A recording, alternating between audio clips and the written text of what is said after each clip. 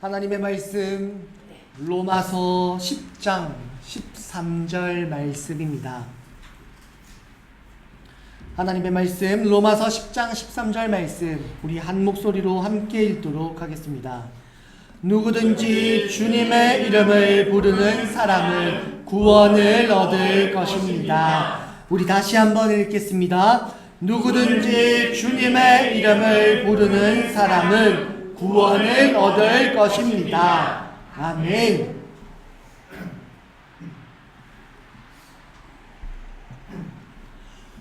예수 그리스도를 믿음으로 구원받은 사람에게는 놀라운 특권이 있습니다. 우리가 잘 알고 있는 것처럼 그것은 바로 예수 그리스도로 말미암아 죄 사함의 은혜를 받았다는 것이죠. 우리가 잘 알고 있는 것처럼 예수님께서는 우리의 죄를 사하기 위해 이 땅에 오셨습니다. 자기 백성을 그들의 죄에서 구원할 자라는 예수님의 이름 가운데 그 뜻이 분명하게 내포되어 있죠. 우리 한번 마태복음 1장 21절 말씀 같이 읽어보도록 하겠습니다. 마리아가 아들을 낳을 것이니 너는 그 이름을 예수라고 하여라. 그가 자기 백성을 그들의 죄에서 구원하실 것이다. 아멘. 예수님께서는 자기 백성을 그들의 죄에서 구원하기 위해 이 땅에 오셨습니다. 어떻게 구원하십니까? 친히 십자가를 지셔서 우리의 모든 죄를 대속하시고 그 십자가를 바라보는 모든 백성들, 주님의 자녀들에게 구원의 은혜를 주시는 하나님의 능력을 우리에게 베풀어 주십니다. 그래서 사도 바울은 고린도전서 1장 18절에서 이렇게 말합니다. 우리 한번 같이 읽어보도록 하겠습니다. 십자가의 말씀이 멸망할 자들에게는 어리석은 것이지만 구원을 받는 사람이 우리에게는 하나님의 능력이 되라. 아멘. 왜 멸망할 자들에게는 어리석은 것입니까? 그 자리는 실패한 자리라고 생각하기 때문입니다.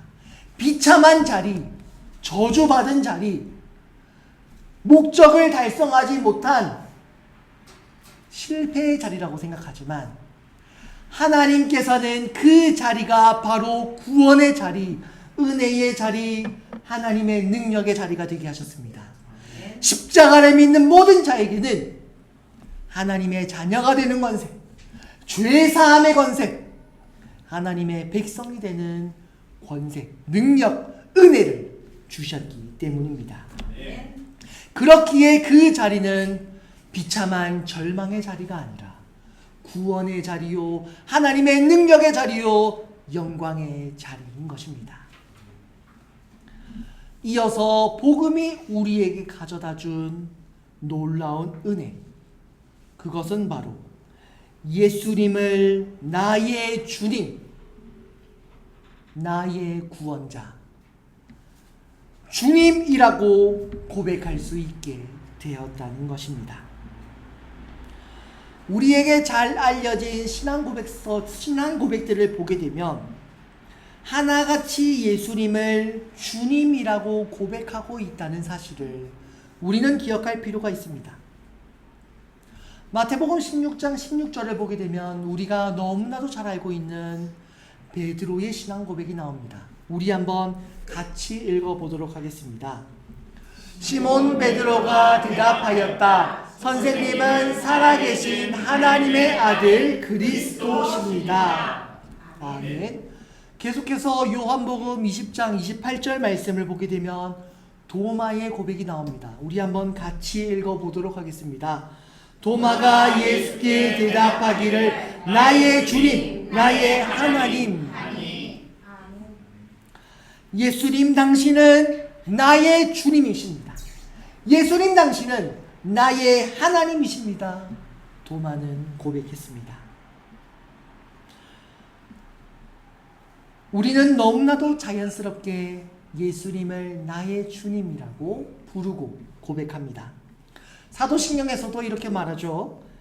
우리 주 예수 그리스도를 믿습니다 라고 말이죠. 예수님이 주님이심을 믿습니다. 우리의 주인이심을 믿습니다. 예수님 당신은 나의 주님입니다. 사도신경은 그렇게 고백하고 있습니다. 또한 우리는 기도할 때에도 나의 주님을 찾습니다. 예수님의 이름을 힘입어 하나님께로 나아갑니다. 주님의 뜻을 알기 위해, 주님과 동행하기 위해 주님이 나의 주님으로 내 삶을 이끌어 주시기를 간구하고 소망합니다. 그렇기에 오늘 이 시간 예수님이 우리의 주님이 되심이 가지는 의미, 예수님이 왜 나의 주님이셔야 하는가, 그 고백을 이 시간 한번 생각해 보기 원합니다. 그리하여서 정말로 예수님이 나의 주님이 되셨구나, 예수님이 나의 주인이시고 나는 그 뜻 안에서 살아가야 되는구나, 그 믿음과 삶을 돌아보는 은혜의 시간 되길 원합니다.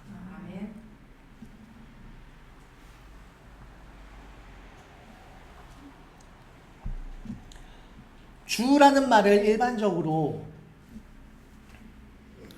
보통 우리는 종이 자기 주인을 가리켜서 주인이 어떻게 할까요? 보통 우리는 이렇게 생각할 때가 많습니다. 그냥 종이 주인에게 무엇을 해야 될까? 어떤 일을 해야 될까? 특히 성경에서도 그런 의미로 종이라는 말이, 주인이라는 말이 쓰일 때가 여러 번 나옵니다. 그렇지만 성경에서는 또 특별한 의미를 담아서 주인과 종의 관계를 설명할 때가 있습니다. 그것은 바로 구원에 관련된 의미로 나타날 때입니다. 오늘 우리가 읽은 본문 이렇게 말합니다. 주님의 이름을 부르는 사람은 구원을 받을 것이다 라고 말이죠. 예수님을 주님이라고 부르는 자, 주님이라고 고백하는 자가 구원을 받는다고 말합니다. 보통 우리는 십자가의 은혜로 구원을 받는다고 생각합니다. 앞서 말했다시피 예수님께서는 자기 백성을 그들의 죄에서 구원하기 위해 이 땅에 오셨다고 우리가 살펴봤습니다. 십자가가 하나님의 능력이라고 또 우리는 함께 말씀을 통해서 살펴봤습니다. 그런데 오늘 본문에서는 특별히 로마서를 기록한 사도 바울은 예수님을 주님이라고 부르는 것이, 나의 주님이라고 고백하는 것이 구원의 길이라고 말합니다. 우리 한번 오늘 본문보다 조금 앞에 로마서 10장 9절과 10절의 말씀을 한번 읽어보도록 하겠습니다. 우리 함께 읽겠습니다. 당신이 만일 예수는 주님이라고 입으로 고백하고 하나님께서 그를 죽은 사람들 가운데서 살리신 것을 마음으로 믿으면 구원을 얻을 것입니다. 사람은 마음으로 믿어서 의에 이르고 입으로 고백해서 구원에 이르게 됩니다. 아멘. 예수님을 주님이라고 고백하는 게 중요하다고 말합니다. 주님이라고 고백해야, 입으로 시인해야 구원을 받는다고 오늘 본문은 말하고 있습니다. 그렇다면 이 사실이 왜 중요할까요? 신약 성경이 기록될 당시에는 주라는 말, 주인이라는 말은 로마 황제에게만 쓸 수 있는 말이었습니다. 성경에서는 예수님을 주님이라고 부르는 것이 복음의 핵심이라고 가르치고 있는데, 그 당시 사회에서는 로마 황제에게 주님, 나의 주라고 부르는 것이 일반적이었다는 거죠. 거기에 한 걸음 더 나아가 로마 사회에서는 황제를 사람이 아니라 신이라고 부르기까지 했습니다. 그래서 각지를 보게 되면 로마 황제를 본딴 신상들이 있었을 정도였죠. 로마 황제는 사실상 사람이 아니라 신이었던 겁니다. 로마 사회에 속한 모든 사람들은 로마 황제를 나의 주님, 나의 주라고 경배하며 그를 섬겨야 했던 거죠. 거대한 로마라는 나라를 다스리기 위해 황제를 신으로 만들어서 모두가 함께 황제를 섬기게 만들었던 것입니다. 성경에서도 이와 유사한 모습이 나오는 본문이 있습니다.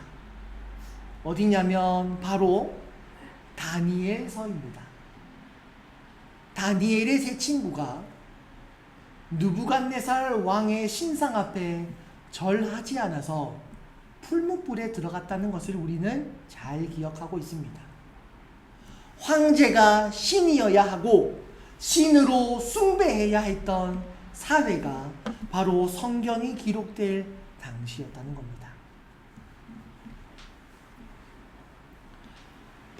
사람들은 황제를 신으로 섬겨야만 그들의 사회, 그들의 공동체에서 살아갈 수 있었으며, 특히 공직자들, 나라에 봉사하는 사람들은 반드시 그 자리, 황제를 숭배하는 제사의 자리에 참석해야 했습니다.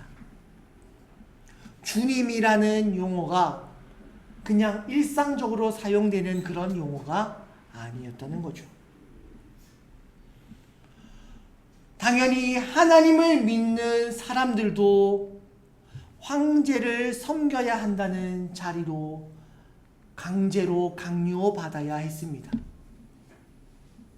그것이 그 사회의 일상적인 모습이었으니까. 황제를 신으로 숭배해야 한다. 주님이라고 불러야 한다. 그들은 강요받았습니다. 하지만 하나님의 백성들이 황제의 신상 앞에 절한다는 것은 있을 수 없는 일이었습니다. 왜 그렇습니까? 그것은 하나님 외에 다른 신을 섬기는 우상 숭배였기 때문입니다. 나 외에 다른 신을 섬겨서는 안 된다고 말씀하신 하나님의 말씀에 정면으로 위배되는 행위였기 때문입니다. 사실 로마 제국은 어떤 면에서 보면 좀 약하게, 유하게 그리스도인들에게 다가왔습니다. 느부갓네살 왕은 황제의 신상 외에 다른 신상에는 결코 절해서는 안 된다고 했습니다. 그런데 로마에서는 예수님 믿게 해줄게, 하나님 믿게 해줄게, 단 황제의 신상에도 절해야 한다. 너희가 그것만 지키면 하나님을 믿을 수 있게 해줄게 라고 했습니다. 신상에 딱 한 번만 절하면 된다는 겁니다. 한 번만 절하면 얼마든지 너희 예수님도 믿고 하나님도 믿고 할 수 있게 해줄게.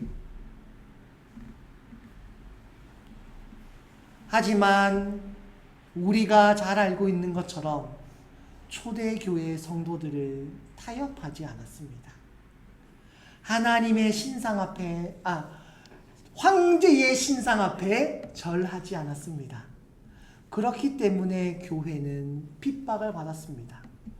왜냐하면 그들의 사회에서 함께할 수 없는 이단적인 존재들이었기 때문입니다. 중요한 것은 핍박받을 때 누구를 주님이라고 고백하는가, 누구를 나의 주라고 고백하는가가 핵심 문제였던 겁니다.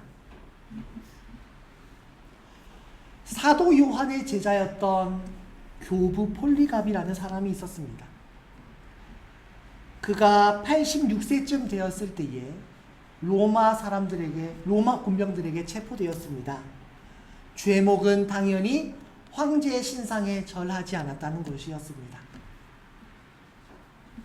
군인들이 그에게 말했습니다.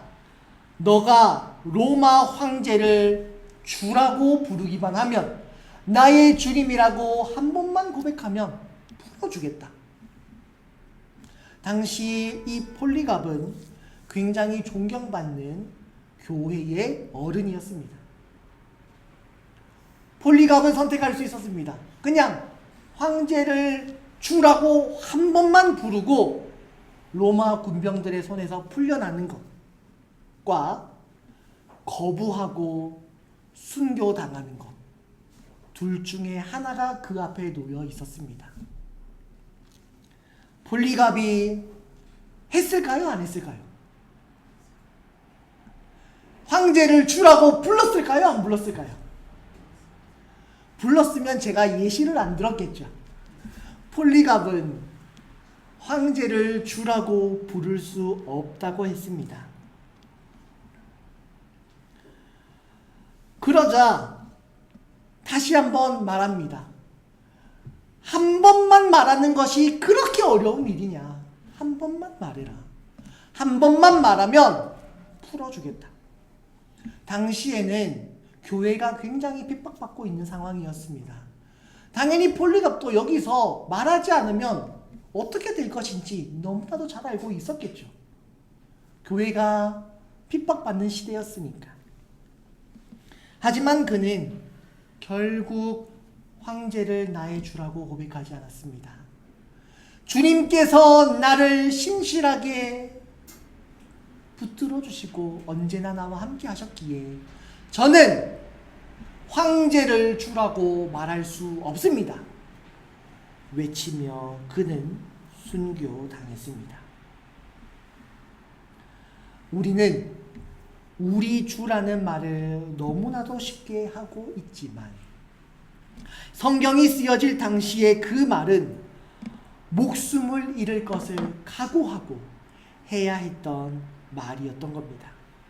주님, 나의 주님이라는 외침은 매 순간순간 내 목숨을 걸고 하는 외침이요 고백이었던 것입니다.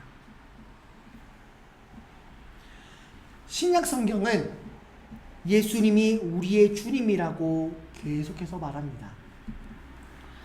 오순절날 베드로가 했던 설교 말씀을 보게 되면 그가 이렇게 말합니다. 우리 사도행전 2장 36절 말씀 한번 같이 읽겠습니다. 그러므로 이스라엘 온 집안은 확실히 알아두십시오. 하나님께서는 여러분이 십자가에 못 박은 이 예수를 주님과 그리스도가 되게 하셨습니다. 오늘 본문 로마서 10장 13절은 이렇게 말했죠. 다시 한번 같이 읽어보겠습니다. 누구든지 주님의 이름을 부르는 사람은 구원을 얻을 것입니다. 사도행전 16장 31절에서는 또 이렇게 말합니다. 같이 읽겠습니다.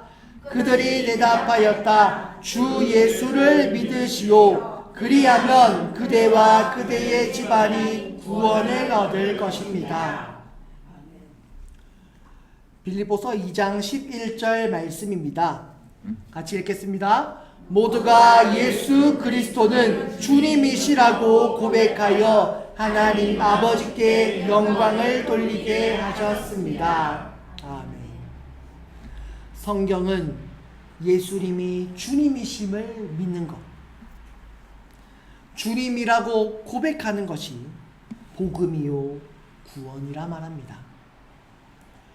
베드로는 요한복음 6장 68절과 69절에서 이렇게 고백했습니다. 한번 같이 읽겠습니다. 주여 영생의 말씀이 주께 있사오니 우리가 누구에게로 가오리까? 우리가 주는 하나님의 거룩하신 자이신 줄 믿고 알았사옵니다. 아멘.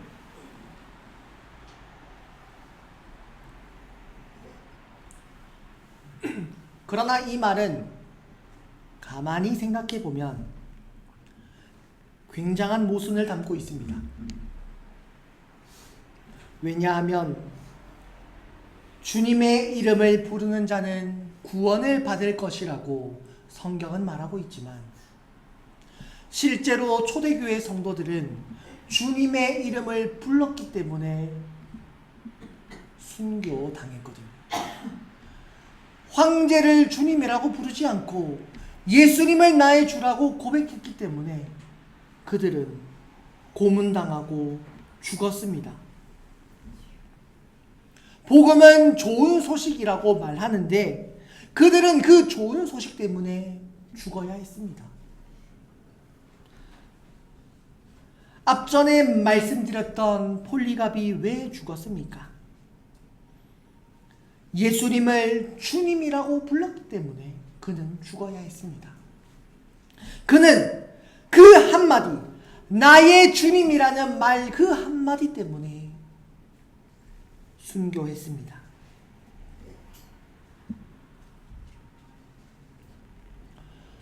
네로 황제의 박해 시기에 로마시에 대한 기록을 보게 되면 이런 이야기가 있습니다. 로마에는 밤이 찾아오지 않는다. 그런 말이 있습니다. 해가 뜨고 해가 지고 달이 뜨면서 밤이 오는 것은 당연한 자연의 이치인데 로마에는 바로 그 밤이 없었다는 겁니다. 왜 밤이 없었는가? 로마 황제 네로는 로마 대화재 이후에 자신의 지지도가 급격하게 떨어지는 것을 보고 위기감을 느끼게 됩니다. 그래서 어떻게 하면 이 책임을 피할 수 있을까 고심하게 됩니다. 남 탓을 하겠다는 거죠. 내 잘못이 아니라 쟤들이 로마시에 불을 질렀습니다 라고 말하기 위해. 그리고 네로 황제가 선택했던 타겟은 바로 기독교인들이었습니다. 앞서도 말했다시피 기독교인들은 그들이 보기에는 사회 부적응자들이었기 때문입니다. 하라는 황제 숭배는 안 하고 맨날 이상한 것만 따르고 있으니까 그들은 사회 부적응자, 이단아들, 로마에 필요 없는 자들이라고 생각했습니다. 그래서 기독교인들이 불을 질렀다고 고발하게 됩니다. 그래서 그들을 처벌하게 되는데 어떻게 처벌을 하는가? 지금 우리 길을 보시게 되면 가로등들이 있습니다. 마찬가지로 로마 황제는 로마의 주요 도로들에 가로등 같은 것을 세우게 됩니다. 그리고 거기에 매일매일 불을 피웁니다. 그래서 로마시가 매일매일 환하게 밝아집니다. 그런데 그 연료가 무엇이었냐? 바로 그리스도인들이었습니다. 그리스도인들을 그 안에 놓고 매일매일 화형을 했기 때문에 로마시에는 밤이 없었다라는 기록이 남아 있었던 거죠. 사실 그들은 로마 황제를 주라고 부르고 사회에 적응하면, 그 사회 속으로 들어가면 살 수 있었습니다. 정식 종교로 인정받고 편하게 신앙생활 할 수 있었습니다. 하지만 그들은 그러지 않았습니다. 그들은 나의 주님을 외치며 순교의 자리로 갔습니다. 심지어 그들은 그 자리에서 마라나타, 예수님 다시 오시옵소서 외치면서 그 자리로 갔습니다.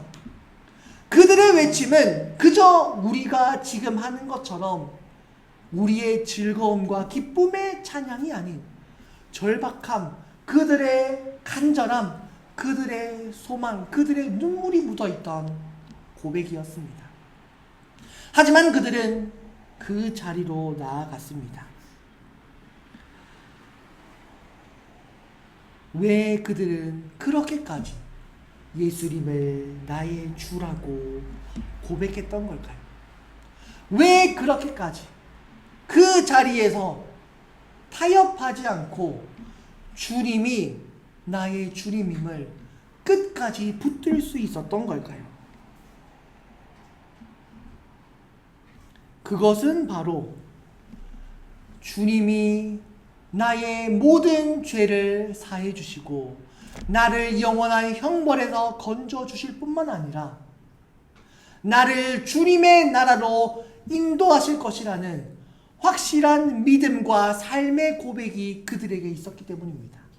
그뿐만 아니라 성령님께서 그들에게 힘을 주셔서 두려움 없이 설령 그 자리가 절망의 자리라고 할지라도 예수 그리스도의 이름을 포기하지 않도록 붙들어 주셨기 때문입니다. 그렇기 때문에 사도 바울은 고린도전서 12장 3절에서 이런 이야기를 합니다. 우리 한번 같이 읽어보겠습니다.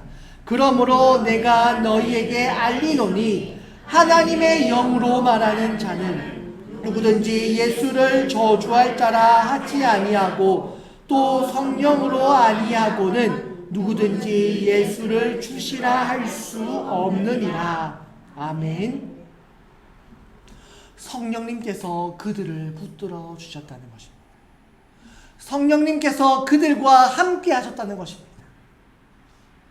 성령님께서 그들 가운데 은혜 베풀어 주시고 그들이 그 자리로 나아가는 그 순간까지 그들과 함께 계셨던 것입니다.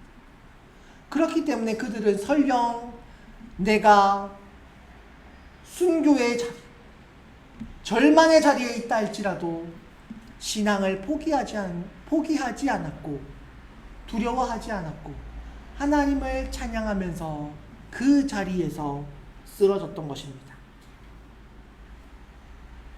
예수님이 나의 주님이라는 그 고백, 그 간절한 나의 신앙을 결코 포기할 수 없었던 것입니다.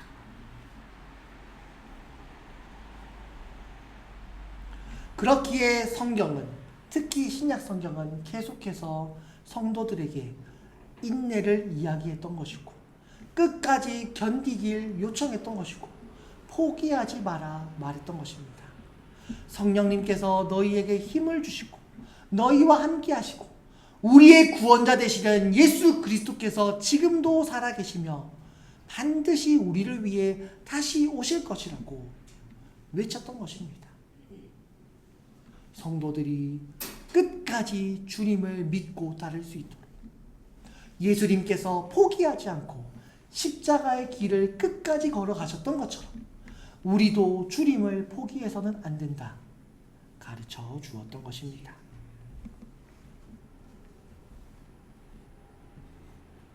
지금 우리는 너무나도 쉽게 주님이라고 고백하고 부르고 있지만 사실은 이 외침은 목숨을 걸어야 했던 외침이었던 것입니다. 오늘 우리에게는 그와 같은 핍박이나 고난은 없습니다. 예수님을 주님이라고 부른다고 누가 우리에게 달려와 우리를 붙잡고 붙들어서 감옥으로 끌고 가고 고문하고 심지어 우리를 죽음에 이르게까지 그런 일은 없습니다. 이것은 은혜죠. 축복입니다. 수많은 사람들이 바랬던, 어떻게 보면 너무나도 간절히 원했던 그 고백의 자유. 지금 우리는 그 은혜를 누리고 있습니다. 하지만 그렇기에 우리는 알게 모르게 많은 도전과 유혹을 마주하고 있습니다.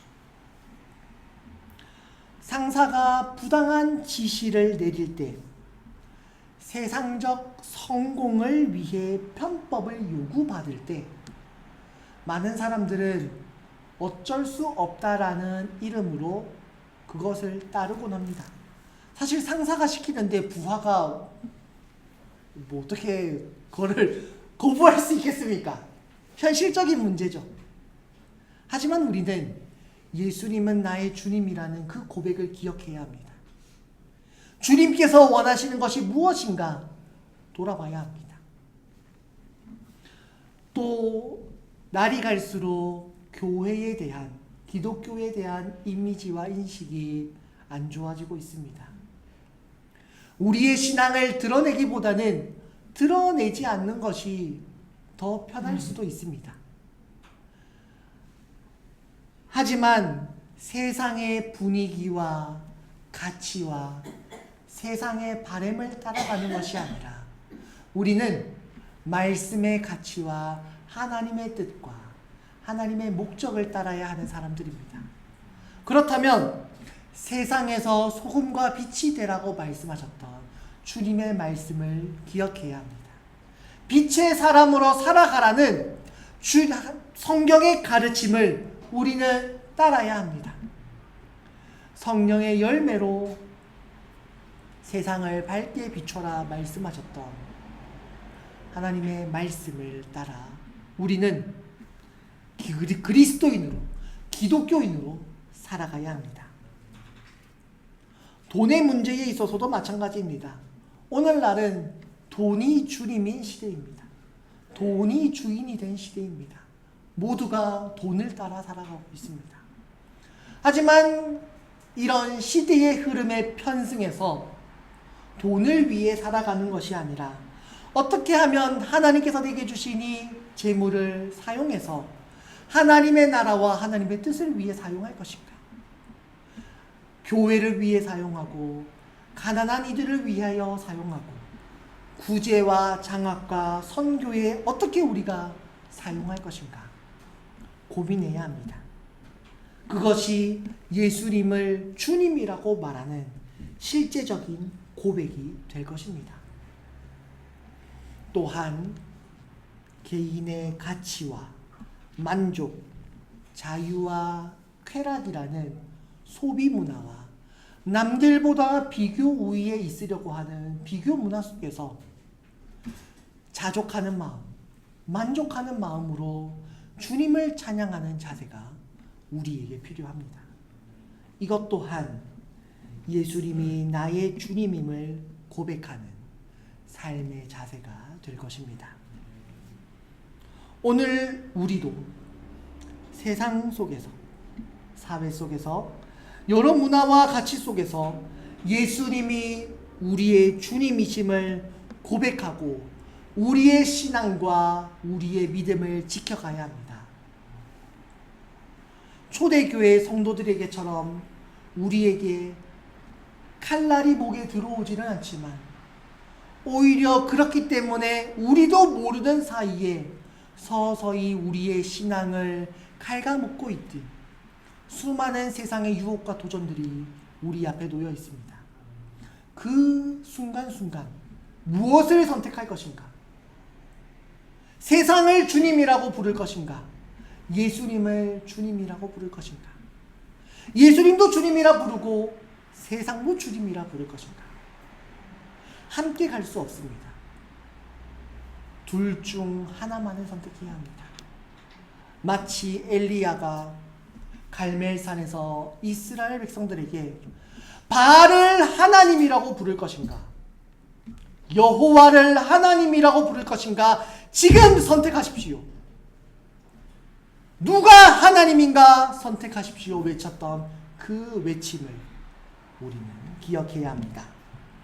이와 같은 믿음과 신앙을 붙들고 오늘도 예수님을 주님이라고 고백하는 저와 우리 모두가 되길 간절히 소망합니다. 아멘. 기도하겠습니다. 아버지 하나님 은혜를 감사합니다.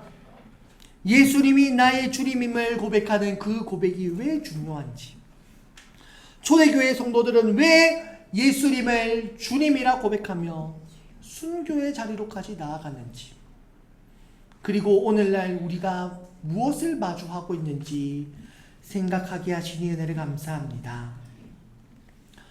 아버지 하나님, 우리는 하나님의 백성, 주님의 제자들입니다. 그리스도인입니다.